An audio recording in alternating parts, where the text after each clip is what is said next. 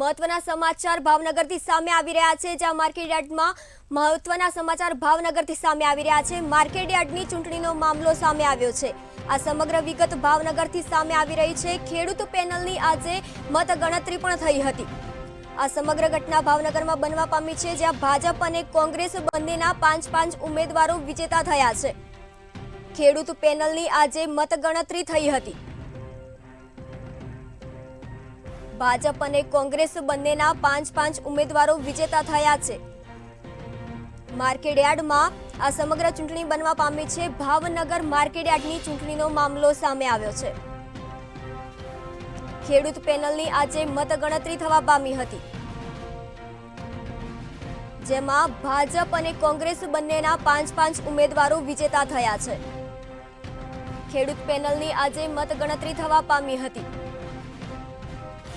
આ સમગ્ર ચૂંટણી ભાવનગરના માર્કેટયાર્ડમાં યોજાઈ હતી, જ્યાં ભાજપ અને કોંગ્રેસ બંનેના 5-5 ઉમેદવારો વિજેતા થયા હતા।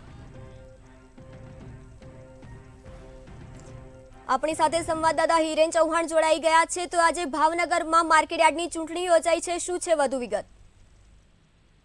સંગીતા, જેટલા ભાવનગર માર્કેટિંગ યાર્ડની 10 વર્ષ બાદ ચૂંટણી યોજાઈ હતી, જેમાં લઈને ખેડૂતોમાં પણ એક અનેરો ઉત્સાહ જોવા મળ્યો હતો, પરંતુ જેટલા રિઝલ્ટ સામે આવ્યું છે તેમાં ભાજપ અને કોંગ્રેસ બંનેની પેનલના 5-5 ઉમેદવારો જીતવા પામ્યા છે।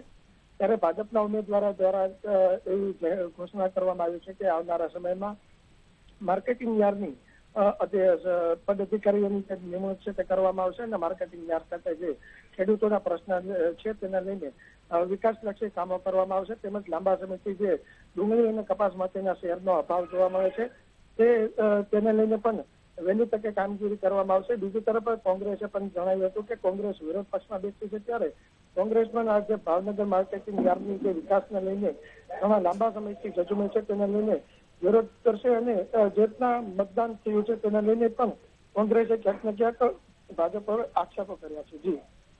જી હિરેન, સમગ્ર માહિતી આપવા બદલ આભાર।